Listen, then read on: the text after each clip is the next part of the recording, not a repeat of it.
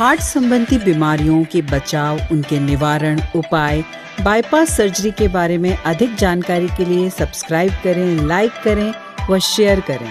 Doctor Saifi Arsiwala, Kota heart institute, Kota.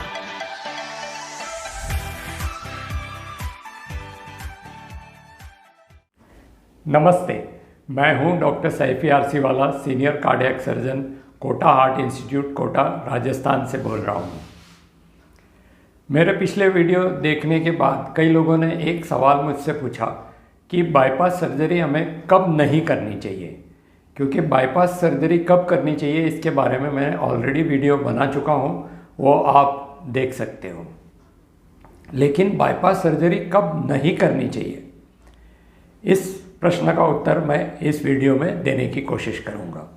Bypass surgery करने के लिए हम सबसे पहले देखते हैं कि पेशेंट की कंडीशन कैसी है, उसकी उम्र कितनी है और कितना एक्टिव है, या उसको और कौन कौन सी बीमारियां हैं।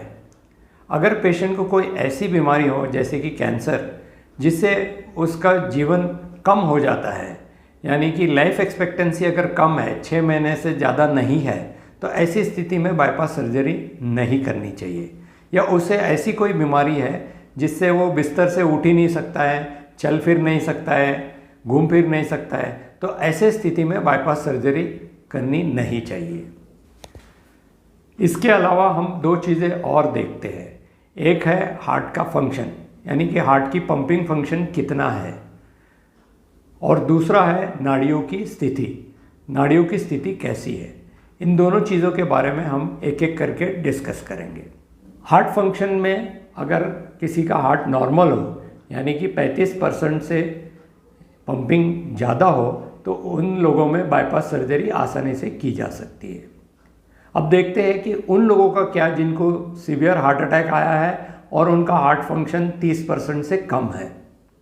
ऐसे मरीज़ में हम कुछ समय देते हैं हार्ट को रिकवर होने के लिए, यानी कि कुछ ट्रीटमेंट चालू की जाती है और 2 से 4 हफ्ते तक वेट करना होता है। अगर हार्ट फंक्शन रिकवर हो जाता है, 35% से ऊपर चला जाता है, तो ऐसे स्थिति में बाईपास सर्जरी एडवाइस की जाती है।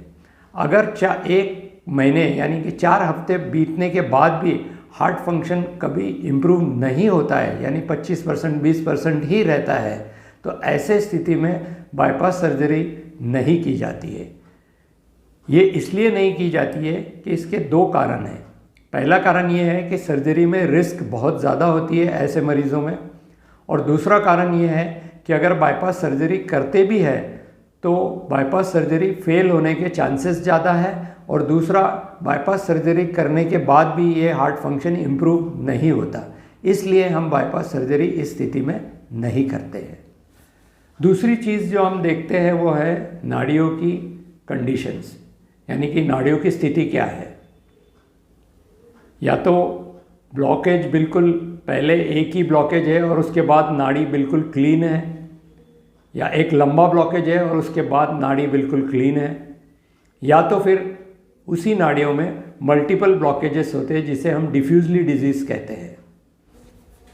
अगर नाड़ियों में सिंगल ब्लॉक है, या फिर वो एंजियोप्लास्टी से भी नहीं कर सकते क्योंकि ब्लॉकेज लंबा है और आगे की नाड़ी बिल्कुल क्लीन है, तो हम बाईपास सर्जरी वहाँ क्लीन नाड़ी में लगा सकते हैं, तो उसके रिजल्ट्स अच्छे होते हैं।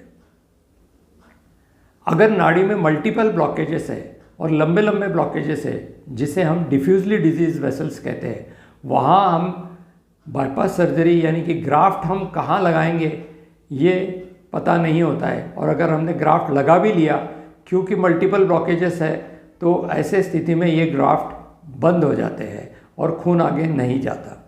तो इसलिए ऐसे डिफ्यूजली डिजीज वेसल्स में जहाँ हमें जगह नहीं होती है कि हम ग्राफ्ट कहाँ लगाएं, ऐसे स्थिति में बाईपास सर्जरी नहीं करते। तो अब कुल मिला के हमारे पास 4 स्थिति उपलब्ध होती है। पहली स्थिति ये है कि जिनका हार्ट नॉर्मल है और जिनकी नाड़ियाँ भी नॉर्मल सी है, सिर्फ आगे 1 या 2 ब्लॉकेजेस है और आगे की नाड़ी बिल्कुल क्लीन है। सो नॉर्मल हार्ट और नॉर्मल वेसल इसे हम कह सकते हैं। इसमें हम बड़ी आसानी से बाईपास सर्जरी कर सकते हैं। दूसरी स्थिति है कि नॉर्मल हार्ट है लेकिन डिफ्यूजली डिजीज वेसल्स है, यानी कि नाड़ियों में बहुत मल्टीपल ब्लॉकेजेस है और ग्राफ्ट लगाना बहुत मुश्किल है। ऐसी स्थिति में मेडिकल ट्रीटमेंट पर हम इन मरीजों को रखते हैं। तीसरी स्थिति है कि हार्ट बहुत कमज़ोर है, 30% 20% फंक्शन है।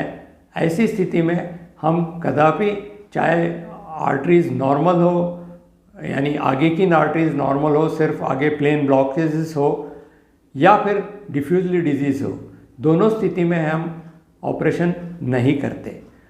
अगर नाड़ियाँ अच्छी है, ग्राफ्टेबल है, तो हम 1 महीने के लिए वेट करके दवाइयाँ देते हैं, और अगर हार्ट फंक्शन इम्प्रूव होता है उस समय हम उनकी बाईपास सर्जरी कर सकते हैं।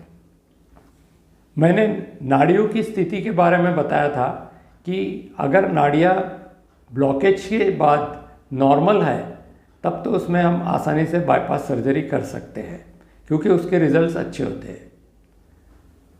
और अगर ब्लॉकेज इसके आगे भी मल्टीपल ब्लॉकेज है उसी नाड़ी में, जिसे हम डिफ्यूजली डिजीज़ कहते हैं, इन नाड़ियों में बाईपास सर्जरी करना टेक्निकली भी डिफ़िकल्ट होता है और उसके रिजल्ट्स भी अच्छे नहीं होते। तो ऐसी स्थिति में हम बाईपास सर्जरी नहीं करते। लेकिन कुछ चीज़ें मैं ये डिफ्यूजली डिजीज़ आर्टरीज के बारे में कहना चाहूँगा। एक तो ये है कि ये स्मोकर्स जो होते हैं, यानी कि धूम्रपान करने वाले होते हैं, उनमें ये काफ़ी कॉमन होता है। और दूसरे होते हैं डायबिटीज़। ये डिफ्यूजली डिजीज़ सडनली डेवलप नहीं होती, ये 5 साल 10 साल लगाती है इस तरीके की नाड़ियाँ ब्लॉकेजेस डेवलप करने में। और इसका फ़ायदा ये होता है कि हमारे हार्ट के अंदर नई नाड़ियाँ डेवलप हो जाती है जब ये डिजीज़ आर्टरी डिफ्यूजली डिजीज़ होती है। सो डिफ्यूजली डिजीज़ आर्टरीज वालों को जनरली हार्ट अटैक आने की संभावना कम होती है, और जिनकी नाड़ियाँ नॉर्मल है, जिसमें एक ही ब्लॉकेज है, अगर वो ब्लॉक बंद हो गया तो हार्ट अटैक आने की संभावना बहुत ज़्यादा होती है, क्योंकि इनमें नई कोलैटरल आर्टरीज डेवलप नहीं होती। इसलिए हार्ट अटैक आने की संभावना उन मरीज़ों में ज़्यादा है जिनकी नाड़ियाँ बिल्कुल क्लीन है ब्लॉकेजेस के बाद, और जिनकी नाड़ियाँ में डिफ्यूजली डिजीज़ है उनको हार्ट अटैक आने की संभावना कम होती है।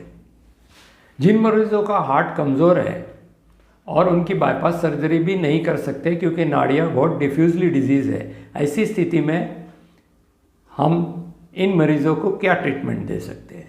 पहली ट्रीटमेंट है मेडिसिन्स, यानी मेडिसिन्स में जितना फ़ायदा हो सकता है उनको उतना मिल पाएगा। दूसरी ट्रीटमेंट है मेडिकल ट्रीटमेंट के साथ साथ हम EECP भी की ट्रीटमेंट भी दे सकते हैं, यानी कि एक्सटर्नल काउंटर पल्सेशन की ट्रीटमेंट्स भी दे सकते हैं। और एक्सटर्नल काउंटर पल्सेशन यानी कि EECP पे मैंने एक वीडियो बनाया है, वो वीडियो आप देख सकते हो। तो ये 2 ऑल्टरनेटिव्स हमारे पास होते हैं। अगर जिनका हार्ट नॉर्मल है और उनकी नाड़ियाँ बहुत डिफ्यूजली डिजीज़ है जहाँ बाईपास सर्जरी नहीं कर सकते, ऐसी स्थिति में सिर्फ मेडिकल ट्रीटमेंट ही रिक्वायर्ड होती है, और ये मेडिकल ट्रीटमेंट से खूब अच्छी तरह से आगे जी सकते हैं। कई लोगों ने पूछा कि किलेटिंग थेरेपी से भी क्या ये ठीक हो सकता है? तो किलेटिंग थेरेपी अभी कोई एस्टैब्लिश्ड ट्रीटमेंट की मेथड नहीं है, और किलेटिंग थेरेपी पे भी मैंने वीडियो बनाया, वो आप देख सकते हो कि कब किलेटिंग थेरेपी करनी चाहिए। आमतौर पर इसके रिजल्ट्स का कोई अभी तक कोई परिणाम नहीं आया है जिससे हम कह सकते हैं कि किलेटिंग थेरेपी कुछ यूज़फुल है। लेकिन डायबिटिक पेशेंट्स में जहाँ पे ये डिफ्यूजली डिजीज़ होती है, कुछ डायबिटिक पेशेंट में इसका कुछ इम्प्रूवमेंट आने की एक संभावना है। तो अभी तक ट्रायल्स चल रहे हैं किलेटिंग थेरेपी पे, और ये ट्रायल्स अगले 5 साल में आ जाएंगे, जिससे हमें पता चलेगा कि किलेटिंग थेरेपी यूज़फुल है या नहीं है। अगर संक्षिप्त में कहें तो जिनका हार्ट नॉर्मल है, जिनकी नाड़ियाँ नॉर्मल है ब्लॉकेजेस के बाद, उनकी बड़ी आसानी से बाईपास सर्जरी कर सकते हैं। जिनकी नाड़ियाँ ख़राब है और उसके साथ साथ हार्ट भी कमज़ोर है और ख़राब है, तो ऐसी स्थिति में मेडिकल ट्रीटमेंट और EECP से बहुत फ़ायदा हो सकता है। अगर जिनका हार्ट कमज़ोर है और अगर वो महीने भर के बाद, ट्रीटमेंट के बाद अगर हार्ट फंक्शन इम्प्रूव हो जाता है, 35% से ऊपर चला जाता है तो, और नाड़ियाँ उनकी अच्छी है, तो बाईपास सर्जरी आसानी से कर सकते हैं। अगर हार्ट फंक्शन डाउन ही रहता है 2-3 महीने तक और नाड़ियाँ भी उनकी ख़राब है, ऐसी स्थिति में बाईपास सर्जरी नहीं करनी चाहिए और उन्हें मेडिकल ट्रीटमेंट और ECP पे रखना चाहिए। इसी के साथ मैं आज का वीडियो समाप्त करता हूँ। धन्यवाद। जय हिंद।